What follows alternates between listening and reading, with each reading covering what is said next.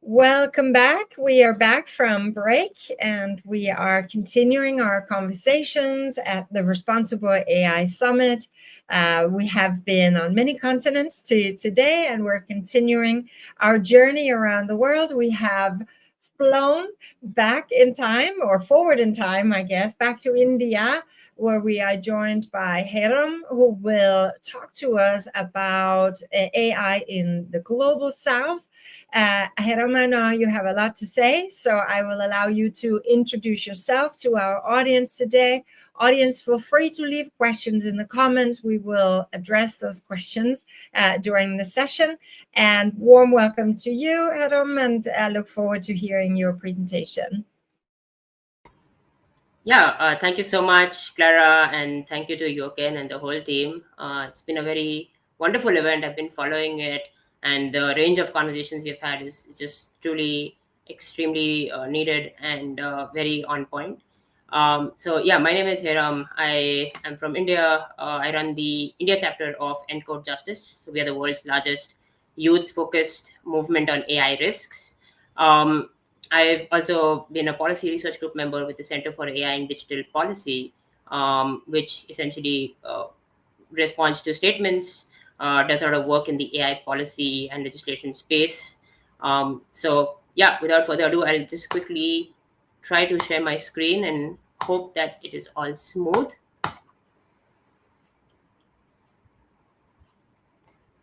Okay, let me know if you can see my screen. We see it now. Thank you so much.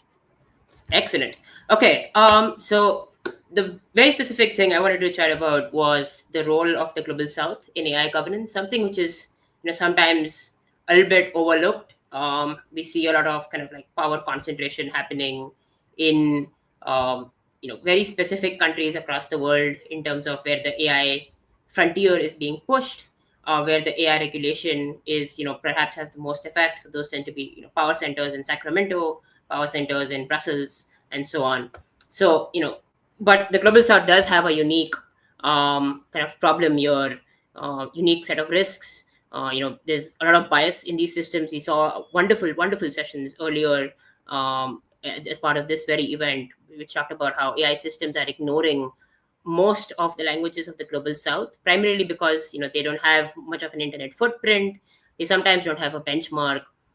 There's also concerns about like security from a data perspective, from a social fabric perspective, about Global South nations truly being the kind of testing grounds, because we see almost like 9 out of 10 of individuals under the age of 25 are from the Global South now, and these are truly becoming the testing grounds for tech, which is, as the founders themselves put it, we are iterating on the safety measures, and we really are seeing a sense of a gap, a growing global digital divide, which the UN is trying to address with the Global Digital Compact. But there's a sense that there's be tons of people, primarily from the Global South, who will be left behind. So I think the first question, whenever this kind of an argument is raised around the Global South needs to be included, is okay, like why and what kind of benefits can we get from it? Apart from ethical responsibility and global fairness, which a lot of speakers before me have talked about, issues around bias, particularly, which are very close to my heart. There is very real threats of having these kinds of like borderless risks, and when you do not cover the entire risk portfolio of like how it might affect people from a specific cultural background, specific institutional background, those risks might be amplified and go undetected in the future, right? We have seen kind of like borderless risks with technology before. We think about social media. We think about the Chinese 2008 milk scandal, where a lot of manufacturers worldwide had to recall their products because there was some sort of a snag in the milk production in specific factories in China. There's also issues around international agreements. If there's going to be some sort of international treaty on AI, or some sort of a mutual global standard, then you really want Global South voices to be there in the room, because if they're not, then it really undermines the so-called international part of the international agreement. We saw recently that the Council of Europe Treaty had a couple of Global South observers and nation states coming to negotiate the world's first international AI treaty. We have seen problems earlier in the past with things like the Global Pact for Migration being undermined because certain states didn't have their viewpoints being represented at the international level. So these are some of the reasons why it's not only a nice to have, but it's also a must have, because it's not just beneficial for the Global South to be included, but it's also beneficial for the Global North in the longer term, for these kinds of conversations to happen with those groups of people. So here's another set of reasons. So it's like 85% of the world is like Global South. It's the population in the Global South is growing. Like I mentioned earlier, 9 out of 10 people under the age of 25 are from the Global South. And obviously, it's that age group which tends to be among the first adopters of any kind of new technology which comes out, right? We've also seen a very, very stark investment disparity. So investment in AI has been growing year on year, but it's usually it's only growing in these very specific power centers. You have US, you have the UK, you have China. So it's like this concentration of power, which will benefit the people who already have wealth, and it might act as a tool. AI might end up acting as a tool to widen the global digital divide rather than trying to close some of it. So another kind of common argument is, hey, the Global South isn't really influential, but this is also a rather weak or a neglectful argument, because we see that the Group of 77, which is essentially a lot of the countries from the Global South, banding together as a group and pushing together UNGA resolutions. They kind of, the resolutions are on a wide spectrum, right? It's not just technology, it's not just vaccines, it's not just issues around economy, but even we've seen at the Paris summit, a lot of the Global South countries banded together and pushed the notion of common but differentiated responsibilities. Or we have seen at conversations at the WTO or at UNCTAD, problems around patent rights or for specific kinds of drugs being talked about a lot. Particularly countries like South Africa have been very influential in pushing together some sort of a mandate that, hey, we are the ones who need this the most, and we would like some sort of a relaxation in the rules, or we would like to work towards something that works for everyone. So this isn't an inclusion issue. It is a safety issue. It is a maximizing utility, maximizing well-being issue fundamentally. So we have identified in an upcoming report 5 key objectives for the Global South to work towards, to be included more in the global conversation, and to also strengthen protections of human rights, work towards safeguarding their own kind of risks which they face.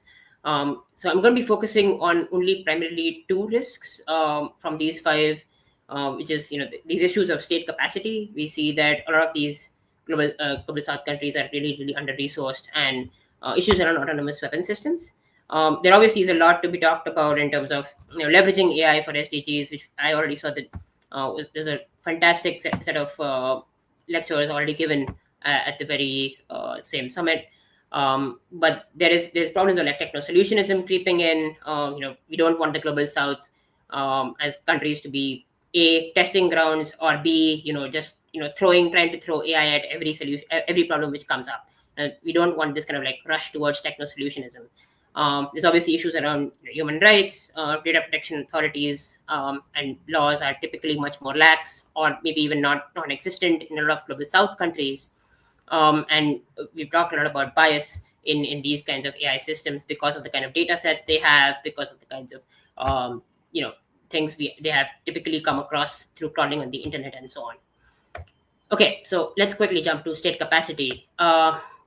This is just a very quick sidestep to showing you that, hey, AI is really, really influential in terms of disrupting the social fabric, and this is much more influential in the Global South, because the Global South is ultimately the place where there's weaker institutions. There tend to be much lesser degree of protections for the average citizen, and we see things like AI coming in, having much more personalized, targeted custom-made slew of some sort of takeover of elections or an attack on institutional norms, protections, and freedoms, right?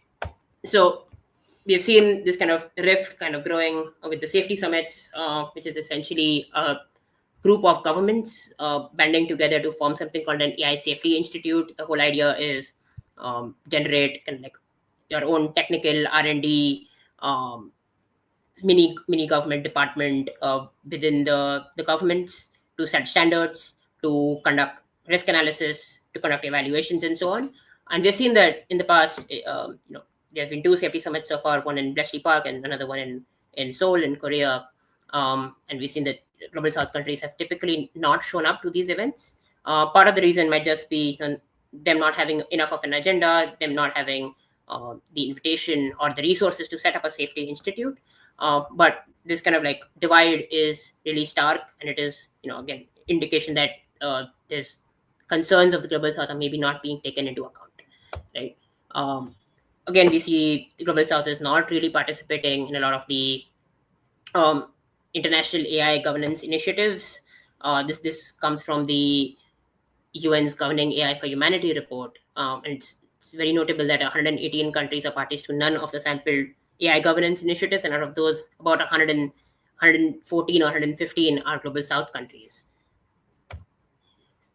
Again, we see issues around countries having endorsed recommendations, endorsing broad international principles, and this is an issue maybe for everyone across the global North and the global South. But countries have been relatively slow to adopt, implement, or submit readiness assessment methodologies. In this case, the UNESCO. So endorsement, but no implementation. And we see again, just institutionally, the global South is at a disadvantage. They're not ready. This comes from the Oxford Insights Government AI Readiness Index. And again, we see this kind of like glowing rift.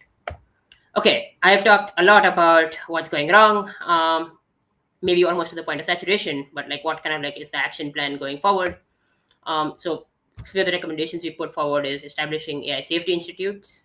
We are very cognizant of the fact that maybe smaller countries do not have the resources and capacity, so there could be frameworks for like regional cooperation or regional AI safety institutes to push forward unique agendas to amplify regional risks.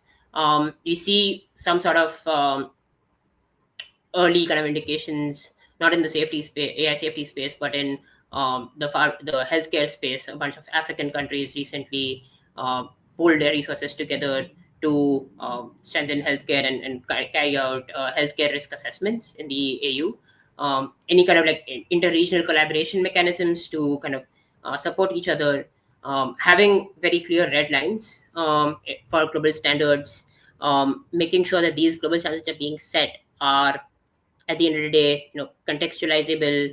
They reflect the risks of the global South, and they, have very specific high-risk use cases. So we see indications of this in the EU AI Act, and outlawing any systems which might, not be scientifically valid.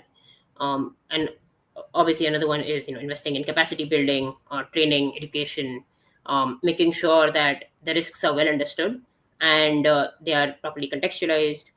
There are government departments which can probably be monitored, and if they're not, then taking it up with on a regional or an international level, things like the UN Office for South-South Cooperation, and so on.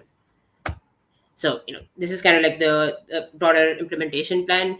Building on this layer of awareness, building on this layer of having the capacity to bring in basic protections which are still missing in the global South, to go up to having potentially technical R&D or technical evaluations, benchmarks, standards, actually being able to implement these kinds of issues. So actually having monitoring capacity, having auditing capacity, making sure that these things are not getting safety washed in the global South, and then building it up to any kind of regional learning, sharing best practices.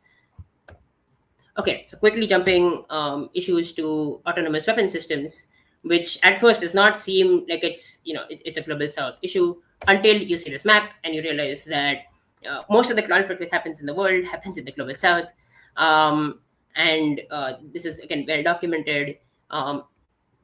What autonomous weapon systems brings to the table is essentially autonomous selection of targets, engagement of any kind of targets, and selecting missions for themselves. So these might be drone swarms, or they're often called smart weapons. And the problem here really is asymmetric warfare might increase. There might be escalation of conflict. Non-state actors might get empowered because any kind of small scale attacks just got a lot more powerful because the investment into getting a couple of drones or some sort of autonomous weapon attack is much lesser at times than a large scale coordinated non-state actor attack. Okay, so there's these issues at the GGE, which is the group of governmental experts. They released a report, and this comes from another report, Encode Justice Podar. These systems are not reliable, they are not controllable, and we cannot predict what they do, especially given that once you leave an AI system out into the wild, it might learn from the environment. There might be emergent patterns which human beings might take a lot of time to pick up on. The weapons are not necessarily, they don't have an understanding of human values. Just as a quick example, if you program a drone system on the basis of international humanitarian law, and you have a 5-year-old girl who is coming up to soldiers and spying on them and radioing back information, it is perfectly within the norms of the IHL principles to be able to take action against that girl. So it's really warfare is really complex, and we want to make sure that there's human oversight, there's human control. Again, there's clear red lines.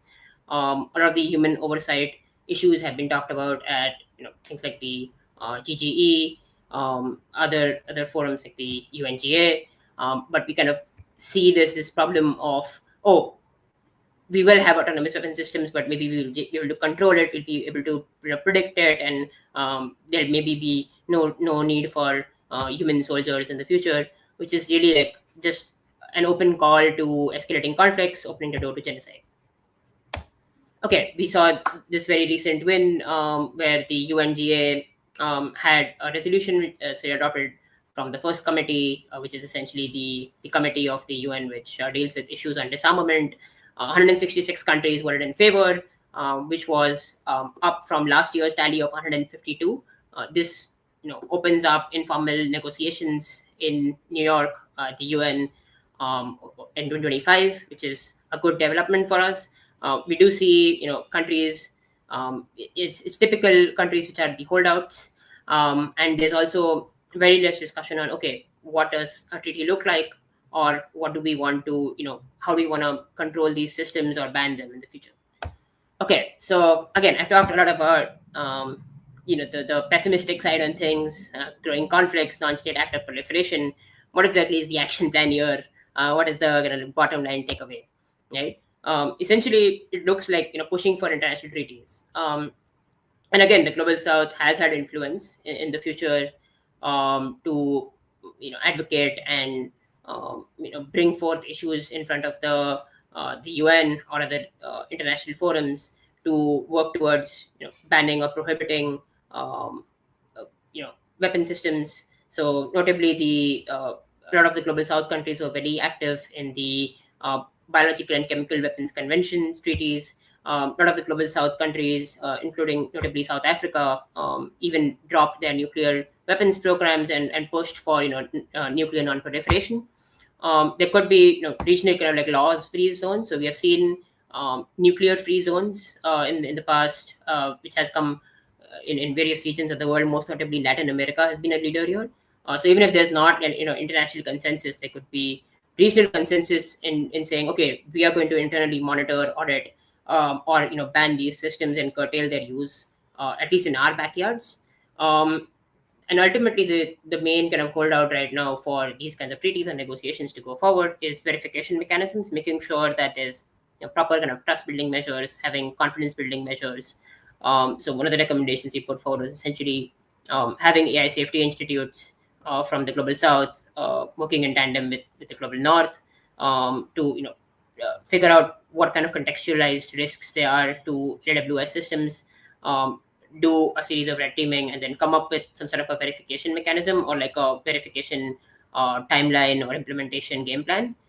Because ultimately these are issues which are going to be overlooked by the global north, given that a lot of the conflicts are happening primarily in the global south. This becomes an issue of utmost importance. And finally, there might be some sort of accountability standards for the people who are for the states which are using these autonomous weapon systems. They are exporting these kinds of softwares or the hardware which goes into these weapon systems. So having export controls or having some sort of a legal redress for global south countries or the states affected. Okay, simple implementation roadmap. We do spell this out a lot more in the report, which is coming out. It's like having a series of diplomatic engagements, developing moratoriums regionally, which might be the stepping stone for building this up to an international treaty or international moratorium, setting that precedent, and then strengthening any kind of national regulatory frameworks. You have to keep building this trust, keep the confidence flowing. We do see right now with conflicts kind of like exploding worldwide that seems like trust and confidence is at an all-time low. It seems like all potential wars are fair game. The world is very quickly changing. A lot of people are talking about potentially there being a multipolar world order. And in the face of all this, it's very important that global south countries, they make sure that their own kind of like internal state capacity. So the point I was talking about earlier is in tandem with the kind of changing times, making sure that there is trust internally as well as externally on an international regional level. Okay, so very quickly jumping to some of the work ENCODE Justice does. We launched the AI 2030 statement recently. It was signed by Yoshua Bengio, who's known as one of the three godfathers of AI, and other Nobel Prize winning laureates like Darren Acemoglu. Essentially, the statement centers on we are the next generation, and AI has potential to have a transformative impact on our human society as a whole. So let's make sure it ends up well. We do have like a unique kind of set of risks for us because we're going to be drinking the water and breathing the air and using the internet for a uniquely long amount of time. So it really just does fall under the youth.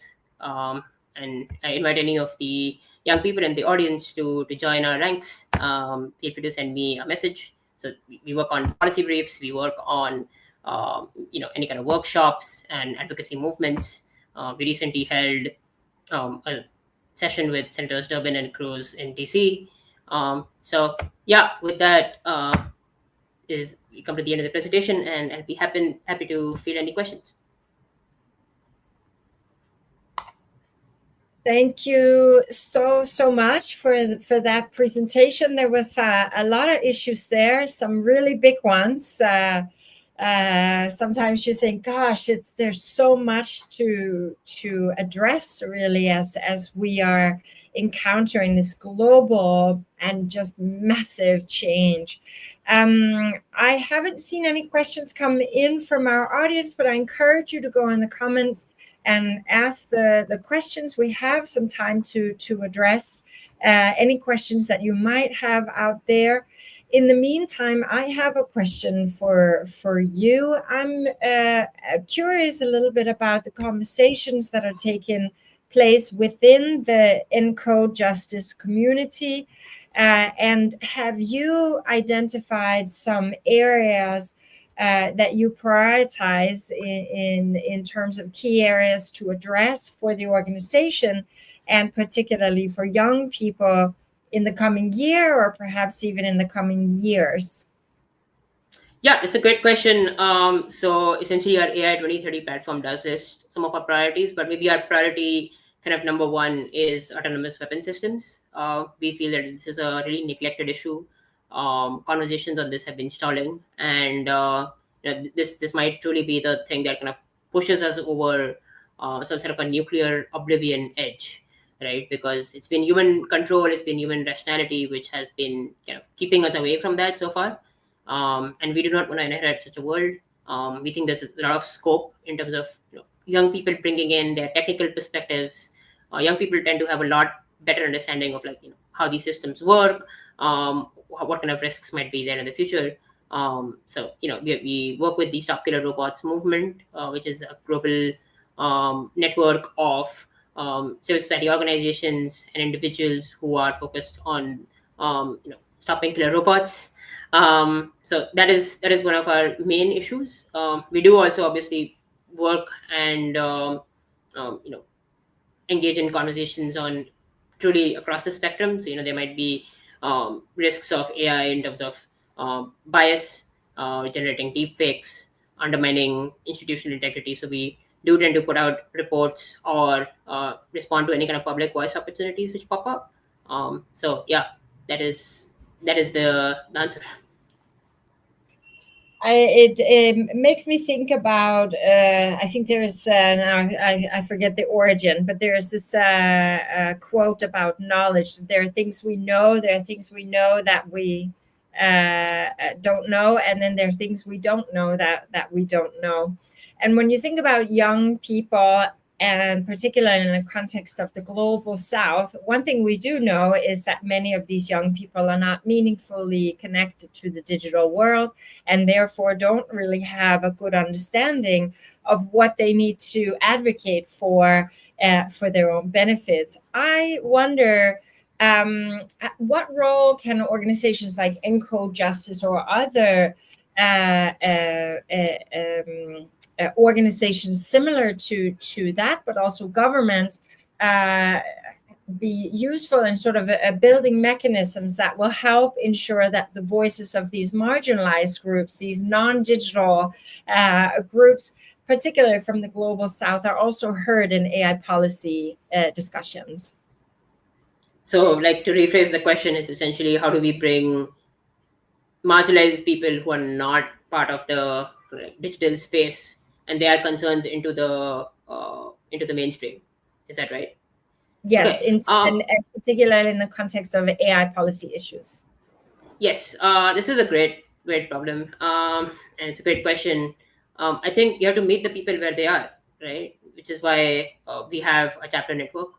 So we have about 25 odd chapters across the world, and all those chapters they conduct in-person events as well as online events. And the primary reason for that is just because we want to reach the people who might not, they might be engaged on the internet, but they might just not come across our page. And then again, bringing forth these issues of risks exist with the very technologies you're using. I think the adaptation of technologies like AI and the internet are really, really quite large as a percentage among young people, but the knowledge about risks is not there, right?